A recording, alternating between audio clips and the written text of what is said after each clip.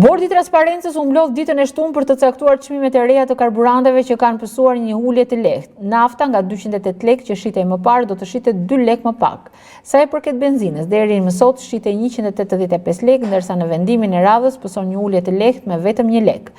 Bordi i Transparencës në datën 2 maj 2026 në mbledhjen e radhës vendosi çmimi i shitjes me pakicë në produktet gazoili standardi SSHN 590 të jetë jo më shumë se 206 lekë për litër, ndërsa i shitjes me shumicë jo më shumë se 194 lekë për litër. Çmimi i shitjes me pakicë në produktet benzinë i standardit SSHN të jetë jo më shumë se 184 lekë për litër, ndërsa i shitjes me shumicë jo më shumë se 172 lekë për litër. Çmimet e caktuara nga bordi do të hyjnë në fuqi në datën 2 ora 16 dhe do të jenë të vlefshme deri në mbledhjen e ardhshme të bordit, ku do të pasqyrohen ndryshimet e çmimeve të shitjes.